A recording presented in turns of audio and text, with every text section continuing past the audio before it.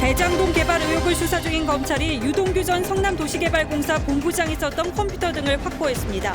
이재명 지사 측은 유동규 전 본부장의 부정이 있다면 관리자로서 책임이라고 했습니다. 검찰이 고발사주 의혹 사건에서 송준성 검사 관여 사실을 확인하고 사건을 공수처로 넘겼습니다. 송 검사는 관여하지 않았다고 거듭 부인했습니다. 북한 김정은 위원장이 미사일 발사 하루 만에 조만간 남북 통신 연락선을 복원하겠다는 의사를 밝혔습니다. 정부는 화상회의 시스템 구축을 거론했습니다. 새 거리두기 단계가 내일 발표됩니다. 현행 거리두기를 2주 연장하되 복잡하게 적용됐던 사적 모임 인원 제한 기준은 단순화할 것으로 전망됩니다. 비위생적 환경에서 도넛을 만들었다는 의혹이 제기된 던킨이 조작을 주장했습니다. 던킨의 CCTV 확인 결과 설비에 묻은 기름을 고의로 떨어뜨리는 듯한 정황이 발견됐다며 경찰에 수사를 의뢰했습니다. 4대 경제금융기관 수장이 초대형 복합위기 퍼펙트 스톰이 올 수 있다고 진단했습니다. 추가 금리 인상과 고강도 가계부채 대책도 전망됐습니다.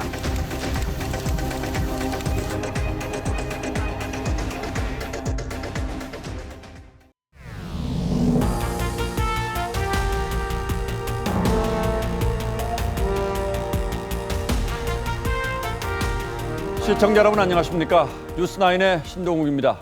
화천대유의 최대 주주인 언론인 출신 김만배 씨가 지난 2019년부터 2년 동안 권순일 전 대법관을 여러 차례 찾아가 만난 것으로 드러났습니다. 특히 지난해 7월 이재명 후보의 선거법 위반 사건에 대한 대법원의 무죄 선고 전으로 만남이 집중됐습니다. 대법원 최종 재판에서 권 전 대법관은 이재명 지사가 무죄 판결을 받는데 결정적인 역할을 했고 퇴임 이후엔 화천대유 고문으로 한 달에 1,500만 원을 받은 것으로도 알려진 인물입니다. 물론 아직까지는 대법원 출입 기록으로 김만배 씨가 권 전 대법관을 여러 차례 찾아가 만났다는 사실까지만 확인된 것이지만 이번 사건을 둘러싼 여러 의혹의 최종 종착지를 가리키는 매우 의미심장한 기록일 가능성도 배제하기 어렵습니다. 먼저 최지원 기자가 보도하겠습니다. 화천대유 대주주인 김만배 씨의 2019년부터 2년간 대법원 출입 기록입니다.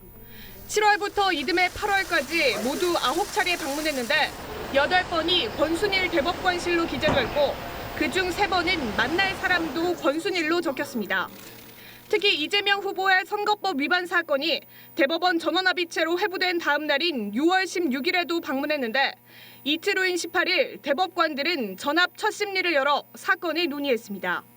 7월 16일 대법원은 사건을 무죄 취지로 판결하고 수원고법으로 돌려보냈는데 판결 다음 날에도 김 씨는 권 대법관실을 찾았습니다.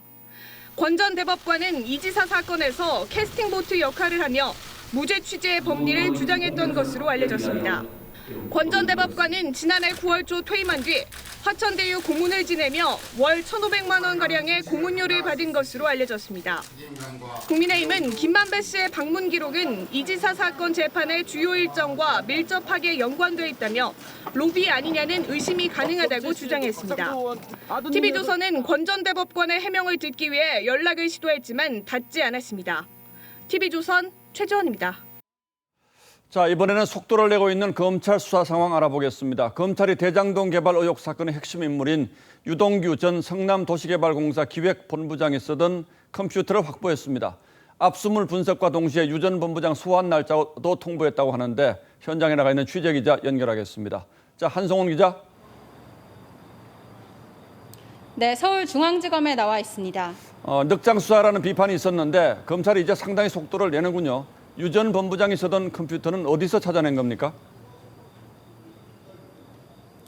네, 검찰은 오늘도 압수수색을 이어갔는데요. 이 성남도시개발공사를 이틀째 압수수색하는 과정에서 유 전 본부장이 사용했던 PC를 도시공사 창고에서 확보했습니다. 검찰은 유 전 본부장의 PC와 전날 압수한 자료 분석에 초점을 맞추고 있습니다. 이와 함께 대장동 개발 사업을 주무하는 부서인 개발 2처 사무실을 압수수색하고 개발 2처장 이모 씨를 참고인으로 소환 조사했습니다. 이 씨는 대장동 개발 계획을 세울 당시 민간의 수익이 과다하다며 유동규 전 본부장과 대립하던 인물로 알려졌습니다. 검찰은 이 씨를 상대로 대장동 개발 사업 추진 과정, 수익 배당 구조 설계 경위 등을 조사한 것으로 전해졌습니다. 예, 유동규 전 본부장은 이번 의혹의 핵심 인물이죠. 어제 저희가 유 전 본부장 자택 압수수색 과정에서 휴대폰을 창밖으로 던졌다는 사실을 단독 보도하지 않았습니까? 이 휴대폰은 찾았습니까? 네, 검찰은 어제 유 전 본부장이 창밖으로 버렸다고 한 휴대폰을 확보하지 못한 것으로 보입니다. 유 전 본부장이 과거에 사용했던 휴대전화는 그 번호가 사라진 상태고 또 최근까지 사용했던 휴대전화도 꺼져 있는 것으로 파악됐습니다. 유 전 본부장은 오늘 집 앞에서 기자들과 만나 금품 수수설 등 제기된 의혹을 전면 부인했습니다. 그러면 그거를 언제, 어디서, 그다음에 누가 그랬는지 정확하게 밝혀주세요. 그게 있으면은 당연히 벌 받아야죠. 법조계에선 휴대전화 확보 실패에 대해 수사에 결정적인 증거물을 놓쳤다는 비판도 나오고 있습니다. 소환 통보에 한 차례 응하지 않은 유 전 본부장은 내일 검찰에 출석할 것으로 보입니다. 서울중앙지검에서 TV조선 한송원입니다. 예, 유동규 전 본부장이 지난 2015년 대장동 개발 계획을 수립할 당시에 성남도시개발공사에서 절대적인 영향력을 갖고 있었던 정황들도 하나둘 확인되고 있습니다. 기존에 개발 관련 부서 외에 전략사업팀을 만들어서 별동대처럼 운영했고 대장동 개발의 수익 배분을 명시한 문서의 최종 결재권자도 유 전 본부장이었던 것으로 확인됐습니다. 유 전 본부장이 이처럼 막강한 권한을 휘두를 수 있었던 배경을 짐작할 수 있는 내부 직원들의 증언도 이어지고 있습니다. 황정민 기자가 취재했습니다. 대장동 개발 사업이 추진 중이던 2015년 성남도시개발공사 내부 문서 결재 내역입니다. 공공과 민간의 수익 배분을 결정한 주주협약과 개발계획안, 사업협약 등 각종 주요 문서 최종 결재자가 유동규 당시 기획본부장으로 명시돼 있습니다. 유 전 본부장은 또 도시개발 사업을 담당하는 기존 팀을 두고 전략사업팀이라는 별도의 부서를 만들어 별동대처럼 운영했던 것으로 알려졌습니다. 이 전략사업팀은 공모 지침서를 만드는 등 대장동 사업 전반을 주도했습니다. 신호가 없는 부서인데 그거를 만들어서 사실상 개발부서는 하청업체 부서로 만들듯이 2018년엔 대장동 개발 등의 공을 인정받아 행정안전부 장관 표창을 받기도 했습니다. 공사 직원들은 유 전 본부장이 이재명 후보와의 사적 대화를 수차례 언급하며 친분을 과시했다고도 증언했습니다. 국정원에 들어가서 기획실장 맡아서 그걸 조직을 확 뒤집어놓겠다. 다 확 뒤집어놓겠다. 이재명 후보는 성남시장 시절 국정원으로부터 불법 사찰을 당했다고 주장해 논란이 된 바 있습니다. 앞서 유 전 본부장은 언론이 이재명 측근으로 만든 것이라고 했고 이재명 후보 역시 측근이라고 하는 건 지나치다고 반박했습니다. TV조선 황정민입니다. 자, 이렇게 대장동 의혹이 유동규 전 본부장을 타고 이재명 후보 쪽으로 옮겨붙는 상황이 되면서 이재명 후보 쪽의 분위기도 달라지기 시작했습니다. 지금까지는 이번 사업을 직접 설계한 당사자로서 책임을 인정하기보다는 야당의 의혹을 부각시키는 모습이었지만 오늘은 지휘권자로서의 책임을 처음으로 인정했습니다. 야당에서는 화천대유로부터 50억 원을 약속받은 이른바 50억 클럽에 이 후보와 가까운 사람이 포함되어 있다는 주장이 나왔습니다. 최원희 기자가 취재했습니다. 이재명 후보는 대장동 개발 설계의 핵심인 유동규 전 본부장의 부정이 드러나면 정치적 책임을 지겠다고 했습니다. 제가 어쨌든 관리하는 산하기관의 직원이고 그런데 거기서 문제가 생겼으면 일선 직원이 그랬더라도 제 책임이죠. 이재명 후보 측은 검경, 금감원 등 합동수사본부 구성을 요청하면서 야권 인사가 연루된 사건이라는 주장을 굽히지 않았습니다. 국민의힘 출신 정치인이 뒷배가 된 것 아니냐라는 이런 의혹이 하나가 있고요. 조금 더 몇 나올 것이다라고 이렇게 추정을 하고. 하지만 이준석 대표는 자신이 본 정보지엔 화천대유에서 50억 원을 약속받았다는 이른바 50억 클럽에 이재명 후보와 친분 있는 인사가 있었다고 했습니다. 그러면서 과거 이명박 대통령은 본인이 BBK를 설립했다고 한 발언으로 13년간 특검과 수사를 받았다며 대장동 설계를 인정한 이재명 후보도 특검을 받으라고 압박했습니다. 선심 쓰듯이 풀었던 재난지원금은 만백성의 피였고 본인이 설계자라고 떠들던 화천대유의 이익금은 성남 시민의 기름이었습니다. 진중권 전 교수는 이재명 후보가 대장동을 최대치적으로 홍보해 오다 검찰이 압수수색에 들어가니 슬쩍 관리 책임을 얘기한다며 무능했다거나 부패했다는 선택지 앞에 서 있다고 지적했습니다. TV조선 최원입니다. 이제 내일부터 3주 동안 문재인 정부 마지막 국정감사가 진행됩니다. 이번 국정감사는 무엇보다 대선을 앞둔 공개 격전장의 성격을 띠고 있는 데다 대장동 개발 의혹이라는 대형 이슈가 있어서 그 어느 때보다 여야 간 공방이 치열할 걸로 보입니다. 국민의힘은 성남도시개발공사와 화천대유 관계자 등 이번 사건 관련 증인 참고인만 46명을 요청했습니다. 윤수영 기자가 취재했습니다. 국민의힘이 공개한 대장동 의혹과 관련 국감 증인과 참고인 요청 명단은 모두 46명입니다. 화천대유 대주주인 김만배 씨와 유동규 전 본부장 등 성남도시개발공사 직원들, 천화동인 4호 주주인 남모 변호사와 권순일 전 대법관 등이 포함되어 있습니다. 법사위에서는 민주당 이재명 후보를 증인으로 요청했습니다. 하지만 민주당은 수사 중인 사건이란 이유로 증인, 참고인 채택을 모두 거부했습니다. 근데 야당은 이 대선을 앞두고 허위, 폭로, 이 막장 국감을 하려고 합니다. 또 무차별 정쟁 국감을 하는 이런. 하지만 과거 야당 시절엔 수사 중인 사건이라도 국감을 해야 한다고 주장한 바 있습니다. 국민적 의혹이 산더미처럼 쌓이고 있는 상황에서 실체적 진실을 밝히는 장이 되어야 합니다.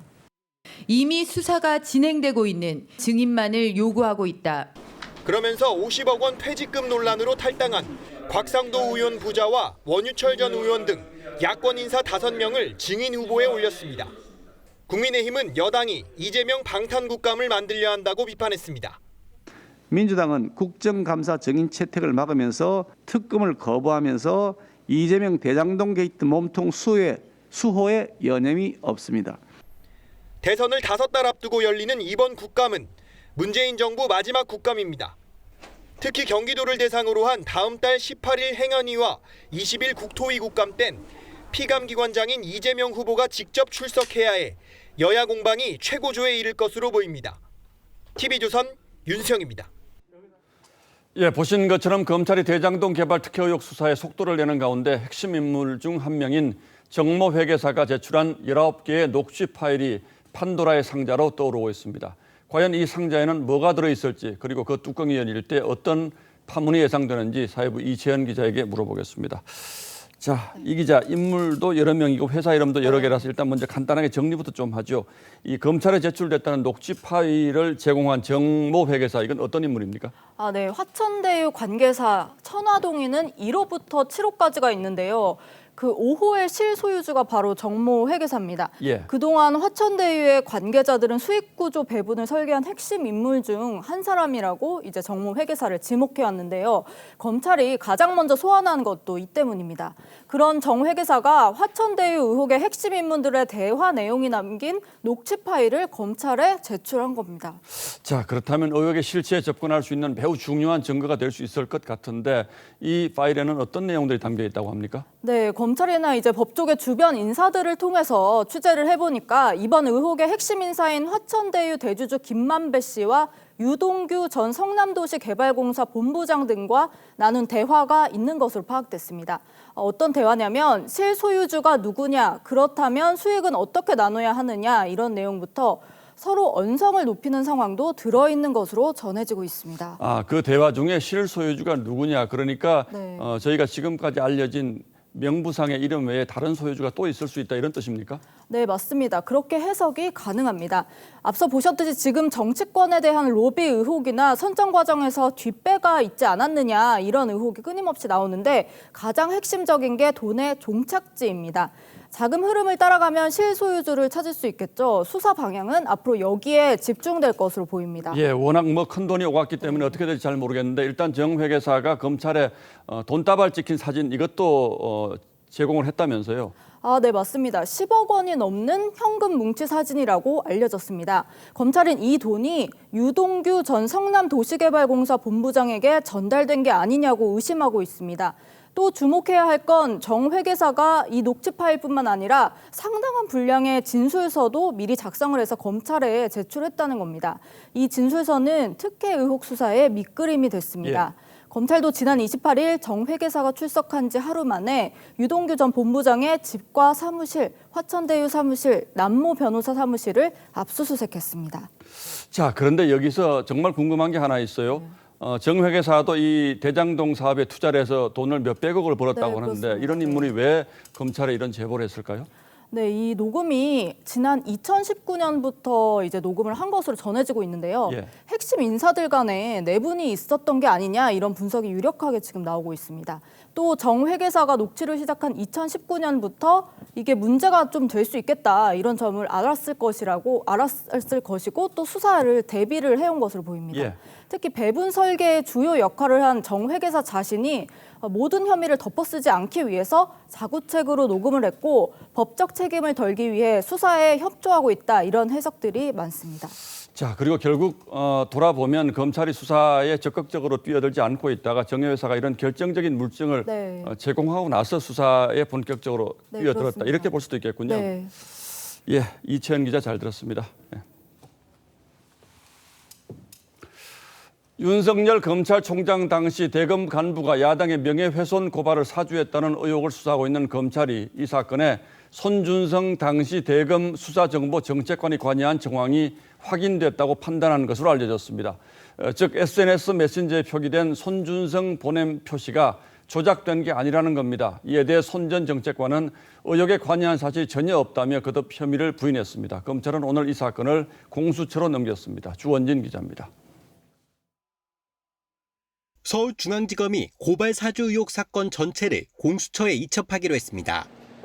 검사 9명을 투입해 수사팀을 꾸린 지 2주 만입니다.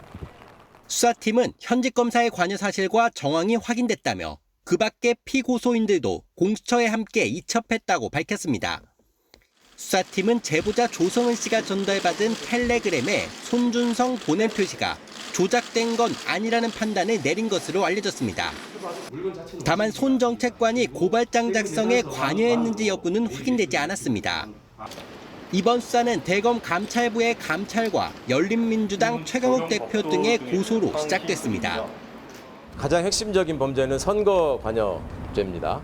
선거에 관련된 범죄는 검찰에 관할이 있는 것이고, 이에 대해 손 정책관은 고발 사주 사건에 관여한 적이 없다며 피해 사실 공표나 명예훼손 등에 강력히 대처할 것이라고 반발했습니다.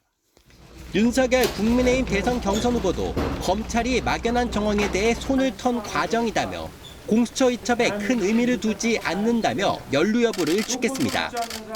TV조선 주원진입니다.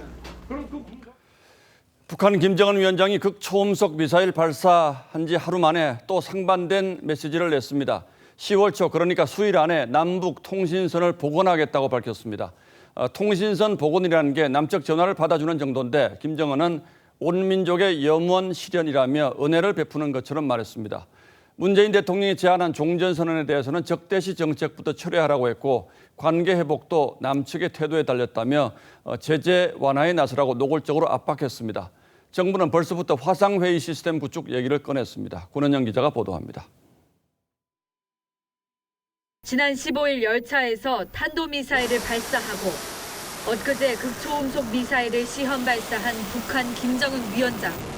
어제는 돌연 온 민족의 기대와 염원을 실현하기 위해 남북 통신선을 복원하겠다고 말했습니다. 문재인 대통령이 제안한 종전선언에 대해선 남북관계 회복은 남측 태도에 달렸다고 했습니다. 이중적인 태도, 적대시 관점과 정책들부터 먼저 철회되어야 한다는 것이 우리가 계속 밝히고 있는 불변한 요구이며 미국 바이든 정부의 대북 정책에 대해서도 부정적인 입장을 보였습니다. 미국의 군사적 위협과 적대시 정책은 조금도 달라진 것이 없으며 오히려 그 표현 형태와 수법은 더욱 교활해지고 있다고 하십니다. 청와대는 NSC 상임위를 열고 통신선 복원에 대한 북한의 조치를 평가한다고 했고 통일부 당국자는 비대면 영상회의 구축 협의를 거론했습니다.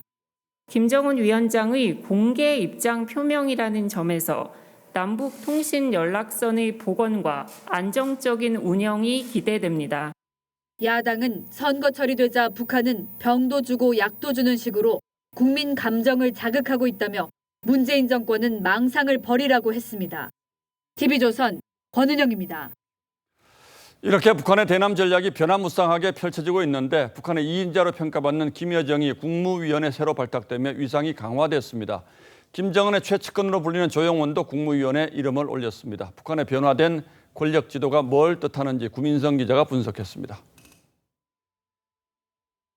김여정 대의원을 국무위원 최위원으로 벗어냈습니다. 국무위원회는 국가주권의 최고기관으로 김정은이 권력을 잡은 뒤 새로 만든 최고 통치기구입니다. 2인자인 김여정은 지난 1월 제8차 당대회를 통해 정치국 후보위원회에서 제외됐다가 이번에 새롭게 국무위원이 됐습니다.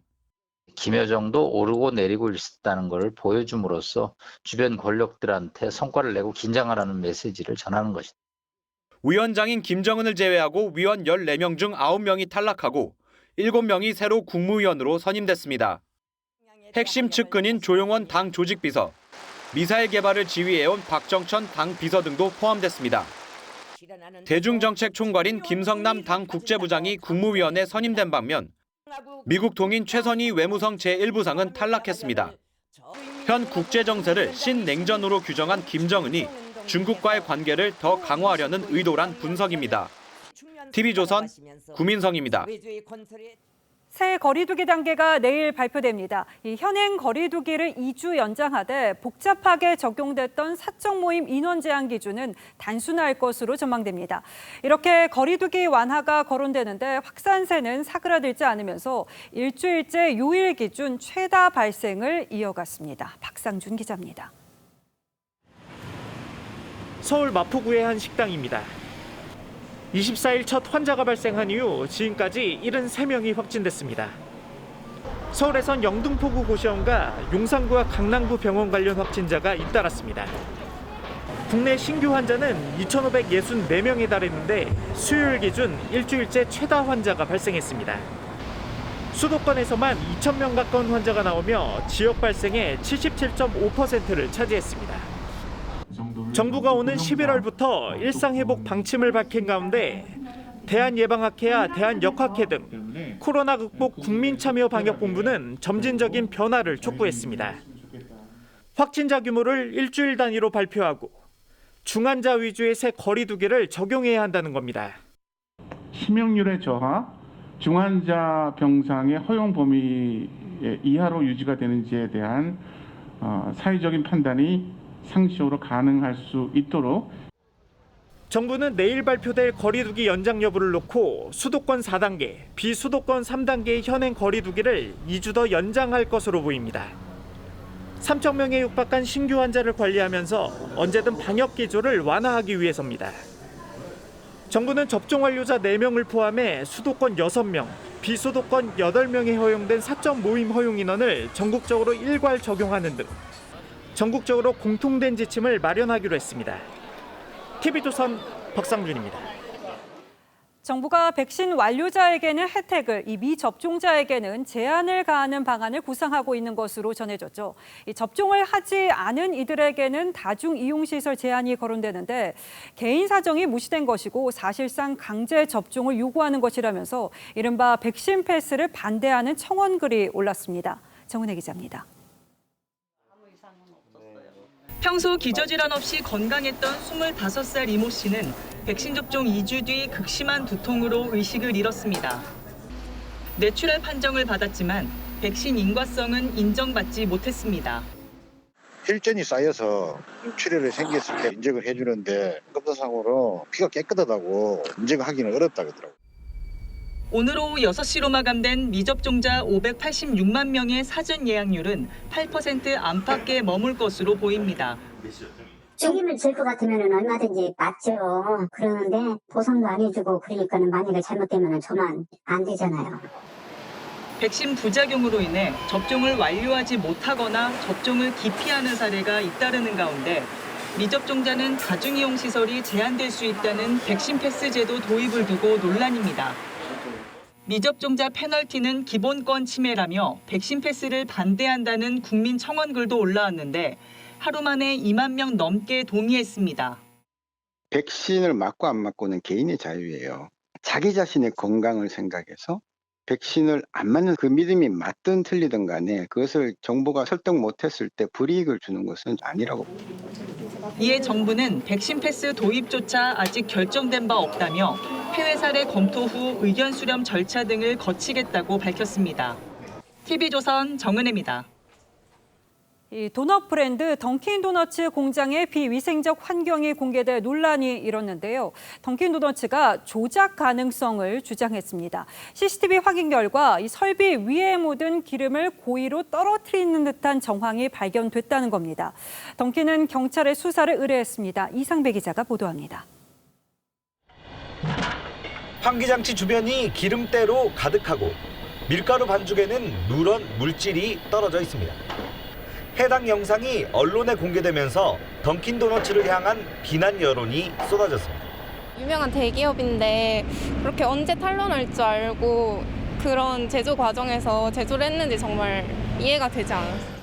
이에 던킨도너츠는 오늘 오전 위생관리 관련 보도로 많은 분들께 심려를 끼쳐 죄송하다고 사과하면서 보도 내용을 확인 중이라고 했습니다. 하지만 오후 들어 제보 영상에 대한 조작 의심 정황이 발견됐다고 문제를 제기했습니다. 던킨도너츠가 공개한 공장 내 CCTV를 보면 아무도 없는 공간에서 직원으로 추정되는 인물이 공장 설비에 묻어있는 기름을 반죽기로 떨어뜨리려고 시도하고 주걱으로 긁어내는 듯한 행동을 합니다. 던킨도너츠는 해당 장면은 보도에서 사용된 영상의 모습과 일치한다며 그 직원은 해당 시간대에 그 라인에서 근무하게 되어 있던 직원도 아니었다고 주장했습니다. 던킨도너츠는 이 사건을 경찰에 수사를 의뢰했다고 밝혔습니다. TV조선 이상배입니다. 돈만 전달해주면 최대 30만 원까지 준다는 이른바 고액 알바에 관심이 가기 마련인데 이게 보이스피싱 수거책인 경우가 많다고 합니다. 실제 검거된 수거책 90%가 단기 고수익 알바란 말에 속았다고 했습니다. 후회를 해보지만 이미 전과자가 돼버린 뒤입니다. 이승훈 기자입니다. 한 남성이 전화기를 든 채 아파트 다용도실에 들어오더니 세탁기 안에서 봉지에 든 현금 5천만 원을 꺼냅니다. 지난 1월 강원 춘천에서 붙잡힌 보이스피싱 수거책의 모습입니다. 경찰 조사 결과 이 남성은 고액 아르바이트에 속아 가담한 것으로 드러났습니다. 보이스피싱 조직은 형편이 어려운 구직자를 노려 단순히 돈을 받아 건네기만 하면 건당 최대 30만 원을 준다고 유인했습니다. 채무가 많아서 계좌도 없고 통장도 못 쓰는 그런 사람들이 갚을 방법이 좀 까다로우니까 그걸 대신 돈 받아서 입금해주는 거라고 그래. 강원경찰청이 올 들어 지난달까지 보이스피싱 수거책 280명을 붙잡았는데 이 가운데 91%인 254명이 고액 아르바이트에 현혹됐습니다. 대포통장 공급이 이제 어려워지자 대면 편지책을 이용해서 직접 수거하는 경향이 많이 늘어났고요. 고액 알바 이런 데 현혹돼서 이제 많이 가담하는 경우가 발생하는 거예요. 보이스피싱 조직의 고액 아르바이트에 속은 구직자들이 전과자로 전락하고 있습니다. TV조선 이승훈입니다.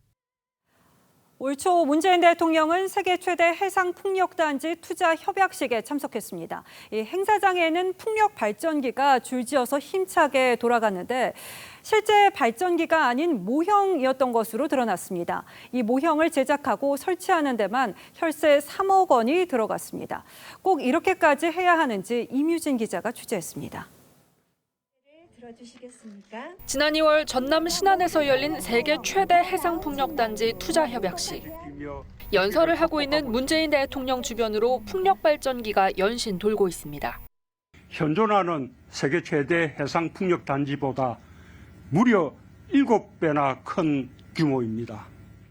그런데 행사가 열리던 시각, 행사장인 임자대교 일대 바람 초속은 2에서 3m. 풍력발전기 회전에 필요한 초속 4m에 한참 못 미칩니다. 어떻게 된 걸까? 알고 보니 이 발전기는 행사를 위해 특별 제작된 모형이었습니다. 이 모형을 돌리기 위해 발전기가 투입됐습니다. 전기를 생산하는 풍력이 아니라 전기를 소비하는 풍력입니다. 보여주기식 행사를 위하여 국민의 혈세를 낭비하는 꼴입니다. 모형 제작과 설치에 투입된 비용은 3억 원. 행사를 주관한 전남도는 신재생에너지 홍보 차원에서 준비하던 걸 앞당겨 제작했다고 했지만 내실보다는 보여주기에 급급해 혈세를 낭비했다는 지적입니다. TV조선 임유진입니다. 지적장애의 딸을 둔 아버지가 딸의 끔찍한 행동을 한 데 이어서 다른 남성과 성관계를 강요하고 촬영까지 했다는 신고가 접수돼서 경찰이 수사에 착수했습니다. 아버지는 잠적 상태입니다. 김다로 기자입니다. 지적 장애를 앓고 있는 25살 여성 A씨. A씨는 지난 4년 동안 친아버지 B씨에게 성폭행을 당했다고 주장했습니다. 아빠가 저한테 그렇게 했다는 거 그 누구한테 말하지 말라고 해서 말을 못했어요. 심지어 올해 들어서는 다른 남성과의 성관계를 요구하고 이 장면을 촬영까지 했다고 호소했습니다. 현장을 목격한 다른 가족은 아버지 B씨에게 협박을 받았습니다. 뛰어가니까 이제 방에 이제 그 난리가 쳐져 있더라는 거죠. 이걸 이렇게 할 사람은 다 죽여버린다. 협박을 하니까. B씨는 또 같은 지적장애를 지닌 A씨와 남동생의 월급 등 9천여만 원을 가로챈 의혹도 받고 있습니다. A씨 남매는 B씨가 자신들의 명의로 휴대폰 13대를 개통했고 연체 요금도 800만 원에 이른다고 주장했습니다. A씨 가족이 지난 6월 남매와 살던 할머니가 숨진 뒤 피해 사실을 경찰에 신고했지만 B씨는 이미 종적을 감춘 뒤였습니다. A씨 가족은 보복을 우려해 경찰에 신변 보호를 요청하고 주거지도 옮겼습니다. 아빠하고 영원히 대화하고 싶어서 아빠가 얼른 잡혀갔으면 좋겠어요. 경찰은 친아버지 B씨의 행방을 추적하고 있습니다. TV조선 김다로입니다. 4대 경제금융기관 수장이 인플레가 심상치 않다는 진단과 함께 이 가계부채를 최대한 억제하기로 했습니다. 다음 달 실수요가 대부분인 전세자금 대출까지 제한하는 방안이 검토되는데 이 세계 경제지표인 생산, 소비, 투자 회복세도 3개월 만에 다시 꺾였습니다. 김주영 기자가 복잡하게 얽힌 우리 경제 상황을 짚어보겠습니다. 7달 만에 만난 금융수장들은 최근 불거진 대내외 리스크로 초대형 복합위기, 퍼펙트 스톰이 올 수 있다고 진단했습니다. 인플레이션 우려가 커지고 있고 성장그룹 문제 등 그간 잠재되었던 글로벌 리스크의 요인들도 일부 현재화되는 양상입니다. 인플레가 일시적이라고 했던 파월 미 연준 의장마저 원자재 공급 부족으로 인플레가 내년까지 갈 수 있다고 경고하자 위기 관리에 나선 겁니다. 수장들은 가계부채를 최대한 억제해야 한다는데도 한 목소리를 냈습니다. 한국은행이 연내 다시 한번 금리 인상을 하거나 정부가 다음 달 고강도 가계부채 대책을 내놓을 것을 암시한 겁니다. 이미 고승범 금융위원장은 전세자금 대출도 일부 억제할 수 있다는 점을 내비쳤고 오늘은 공모주에 수십조 원의 청약 증거금이 쏠리는 현상에 우려를 표시했습니다. 문제는 코로나 4차 대유행 여파로 실물 경제 지표가 3개월 만에 꺾였다는 점입니다. 동시에 여러 가지 사건들이 일어날 수 있는 상황이기 때문에 상당히 유의해야 되는 상황이 아닌가 하는. 자칫하면 경기는 침체되고 물가만 상승하는 상황이 올 수 있다는 우려도 나옵니다. TV조선 김주영입니다. 이 아파트값 고공행진 속에 현 정부가 수도권 공급 확대를 골자로 하는 8.4 부동산 대책을 내놓은 지 1년입니다. 당시 정부 공급 대책 핵심은 서울 태릉 부지에 10,000가구를 짓겠다는 것이었죠. 그런데 이 부지의 8분의 1가량이 문화 보존 지역인 것으로 드러났습니다. 유네스코도 태릉 개발에 우려를 나타냈습니다. 홍현주 기자가 단독 취재했습니다. 서울에 있는 조선왕릉 중 가장 보존 상태가 뛰어나다는 평가를 받는 태릉입니다. 정부는 지난해 8월 태릉 맞은편 87만 제곱미터 골프장 부지에 아파트 1만 호 공급 계획을 발표했습니다. 환경적 보존 가치가 상대적으로 낮아 택지로 개발하되 태릉 골프장 부지에 고층 아파트가 들어설 경우 제 뒤로 보이는 공간에 울창한 숲 대신 빽빽한 아파트들로 채워지게 됩니다. 그런데 이 태릉 부지의 8분의 1이 유네스코가 지정한 세계유산 완충 지역이자 문화재 보호법상 별도 허가가 필요한 지역에 해당하는 것으로 나타났습니다. 지역 주민들은 고문헌에 따르면 개발 예정지에 많은 수의 매장 문화재가 존재할 가능성이 있다며 문화재청에 조사를 촉구하고 있습니다. 그 연지 부지가 정확히 어디까지인지 어디까지 존치를 해야 되는지가 발굴 조사를 해봐야 이제 나오는 건데 마구잡이로 개발될 경우 향후 공사 중단에 따른 입주 예정자들의 피해는 물론 6억 원 가까운 예산이 들어간 태릉의 세계문화유산 등재가 취소될 수도 있습니다. 인천에서도 검단 신도시를 하면서 건물을 짓다가 지금 중지하고 못하는 상황이고 김포에서도 똑같은 상황이 발생하고 있습니다. 유네스코는 유산 환경 영향 평가를 진행해 결과 보고서를 보내달라는 자문기구 검토 의견을 문화재청에 보냈습니다. TV조선 홍현주입니다. 예, 다음 뉴스입니다. 오늘 저희 스튜디오에서 열린 민주당 대선 주자 토론회에서는 예상했던 대로 대장동 개발 특혜 의혹을 둘러싸고 날선 공방이 벌어졌습니다. 이재명 후보를 향해서 의혹의 핵심 인물인 유동규 전 기획본부장이 측근 아니냐는 공세가 이어지자 이 후보는 산하기관 직원 중 한 사람일 뿐이라며 말을 잘랐습니다. 토론의 주요 내용을 조정린 기자가 추려서 보도하겠습니다. 이재명 후보는 유동규 전 본부장에 대한 관리자로서의 책임은 인정하면서도 측근은 아니라고 했습니다. 그게 원래 좀 측근들이 가는 자리 아니에요? 아, 측근이라고 아닌가? 그러면 그 병부 산하 기관에 구수 중간 간부가 다 측근이면 측근 미어 터지겠죠. 기획본부장이 관여한 사실이 내부 문건을 통해서 확인됐다 하는 보도를 받습니다. 질문으로 측근이라고 하는 건 좀 지나치신 것 같고요. 이낙연 후보도 대장동 개발 사업을 자신이 설계했다고 한 이재명 후보의 과거 발언을 언급하며 책임론을 주장했습니다. 뭐든지 하실 수 있을 것처럼 말씀하시다가 뭐가 안 되면 남의 탓을 하는 것. 이재명스럽지 않아요.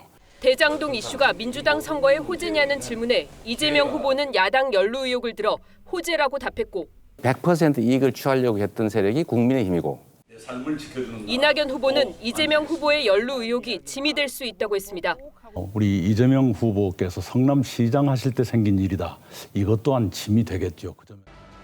TV조선 조정른입니다.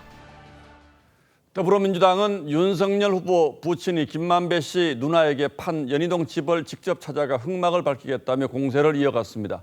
윤 후보는 집이 없어 청약 통장을 못 만들었다는 발언을 해명하려다 또 적절치 않은 표현을 했다가 결국 사과하기도 했습니다. 이재림 기자입니다. 국회 국토위 소속 민주당 의원들이 한적한 주택가로 들어섭니다.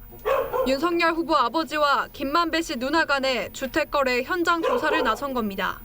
이 거래의 이면에는 어떤 흑막이 있는 것인지. 하지만 세입자만 살고 있는 집은 굳게 닫힌 가운데 개 짖는 소리만 들렸고 거래를 중개한 부동산도 문을 닫아 헛걸음을 했습니다. 민주당 의원들은 윤 후보와 김만배 씨 누나 사이의 주택 매각 대금 흐름을 수사해야 한다고 주장했습니다. 우연이라고만 이야기하기에는 로또 당첨급의 확률이지 않냐 이렇게 생각을 해봅니다. 다만 누나 김 씨는 당시 21억 원이던 주택 가격을 19억 원으로 깎아달라며 흥정한 것으로 알려졌는데 TV조선과의 통화에서도 해당 주택뿐 아니라 동네가 대부분 그렇게 싸게 나왔다고 했습니다. 윤석열 후보는 일주일 전 TV토론에서 청약 통장에 대해 잘 모르는 듯한 발언을 했다가 구설에 오른 일에 대해 해명하다가 또 구설에 올랐습니다. 유튜브 방송에서 청약 통장을 알고 있었다며 모르면 거의 치매 환자라고 한 겁니다. 논란이 커지자 윤 후보 측은 해당 영상을 삭제하고 적절한 비유가 아니었다고 사과했습니다. TV조선 이채림입니다. 이렇게 대선은 점점 다가오고 있는데 요즘 많은 분들이 도무지 뽑을 후보가 보이지 않는다는 말씀들을 하십니다. 각종 여론조사에서 후보들의 비호감도가 좀처럼 줄어들지 않고도 있죠. 그런데 여야 후보와 지도부가 쏟아내는 말들이 갈수록 더 거칠어지고 있습니다. 격떨어지는 막말이 난무하면서 정책은 사라지고 국민들은 누구를 뽑아야 할지 난감하기만 합니다. 오늘의 포커스는 막말 경쟁으로 치닫는 이번 대선에 맞춰보겠습니다. 우리 국민의 짐, 죄송합니다. 도덕의 힘, 이것도 아닙니다.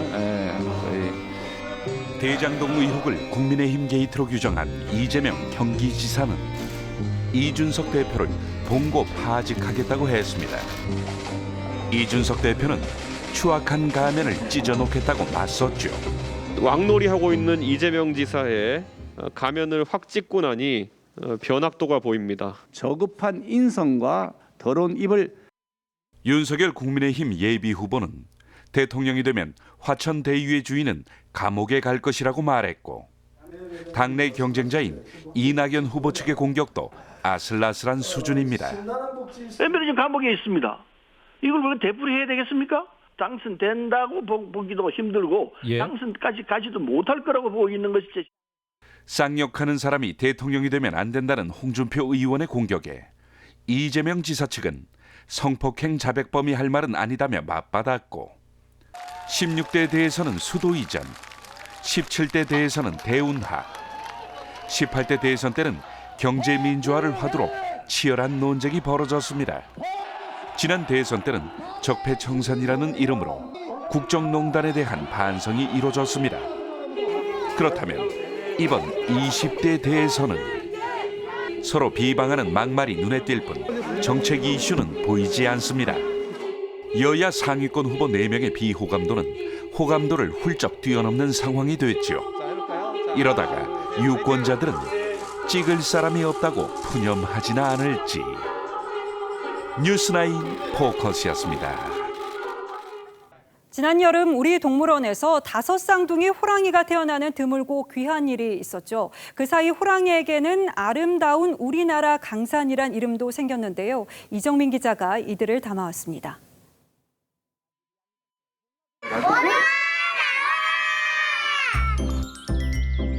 아이들의 외침과 함께 엄마 호랑이 건곤이를 따라 아기 호랑이 5마리가 동굴에서 나옵니다. 처음 보는 인파의 눈치를 살피다가도 이내 장난도 치고 뛰어놉니다. 호랑이들이 막 위험한 곳에 내려가니까 엄마가 이렇게 이빨로 이렇게 물어서 옮기는 모습 보면서 아, 역시 모성애는 동물이나 사람이나 정말 대단한 힘을 느꼈습니다. 아기 호랑이들이 생각보다 크고 귀여웠어요. 멸종위기종 1급 한국 호랑이는 한 번에 2~3마리만 출산하는데 5마리가 태어난 건 세계적으로도 매우 드문 경우입니다. 지난 6월 1kg으로 태어난 아기 호랑이들은 10kg 넘게 훌쩍 컸습니다. 생후 100일을 앞두고 오둥이들은 시민투표로 결정된 아름다운 우리나라 강산이라는 이름도 생겼습니다. 엄마는 거의 소고기를 먹이고 아기들은 좀 먹다가 이제 고기도 이제 먹는 그런 식인데 다진 고기로 이렇게 주면서 나눠서 먹을 수 있게. 독립 생활을 하는 호랑이의 특성상 아기 호랑이들은 1년이 지나면 독립을 준비할 예정입니다. 아직은 귀엽고 예쁜 아기 호랑이들이지만 우럭우럭 자라서 멋진 호랑이들이 될 거라고 믿어. 오남매들아 사랑해. TV조선 이정은입니다.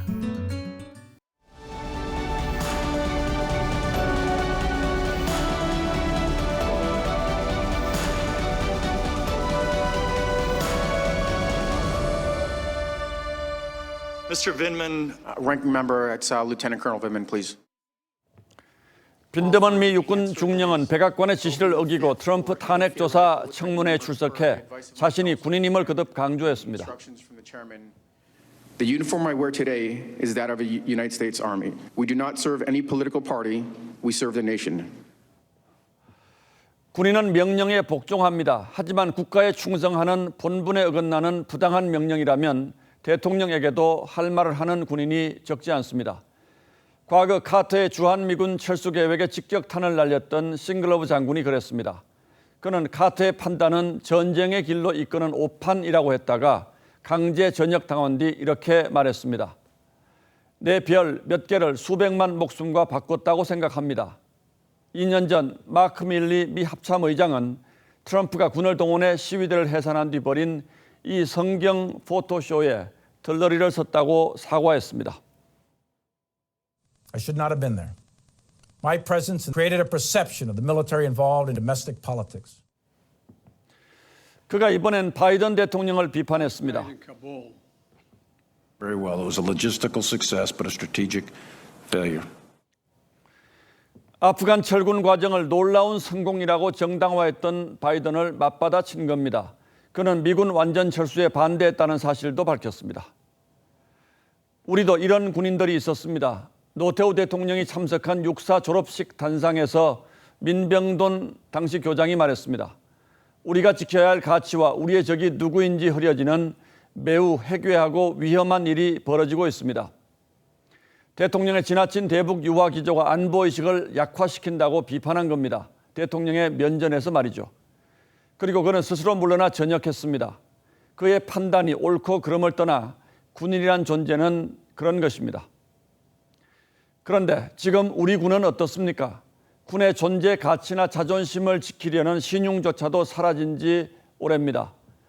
북한의 탄도미사일을 탄도미사일이라고 부르지 못하고 우물거리다 홍길동 군이라는 말까지 들어야 했습니다. 북한 주민의 목선 귀순을 표류라고 주장하기도 했죠.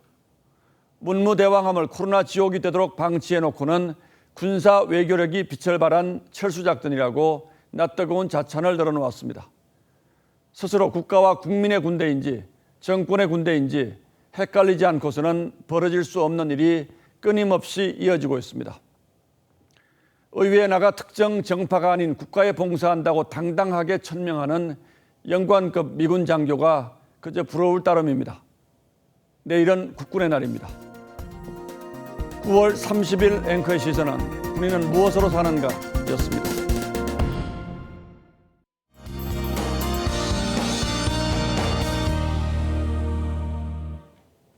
가을이 깊어가면서 설악산에는 단풍이 물들기 시작했습니다. 오늘 공식적으로 관측된 단풍의 모습인데요. 10월 중순부터는 그 밖에 중부와 남부 지역에서도 단풍을 보실 수가 있겠습니다. 해가 지고 기온이 떨어지면서 안개가 짙어지고 있습니다. 내일 아침에는 200m의 앞도 보기 어려울 것으로 보이는데요. 출근하실 때 꼭 염두에 두셔야겠습니다. 한낮에는 기온이 오르면서 안개는 사라지겠습니다. 내일 낮 기온은 서울이 26도, 대구는 29도까지 오르면서 오늘만큼 덥겠습니다. 하늘은 주말까지 대체로 맑겠습니다. 다만 내일 밤부터 모레 새벽 사이에는 중부 지역에 비가 조금 지나겠습니다. 당분간 낮 동안에는 늦더위가 이어지겠고요. 아침 저녁으로는 쌀쌀하겠습니다. 큰 일교차에 건강 잘 챙기셔야겠습니다. 날씨였습니다. 9월 30일 목요일 뉴스9는 여기서 모두 마치겠습니다. 시청해주신 여러분 고맙습니다.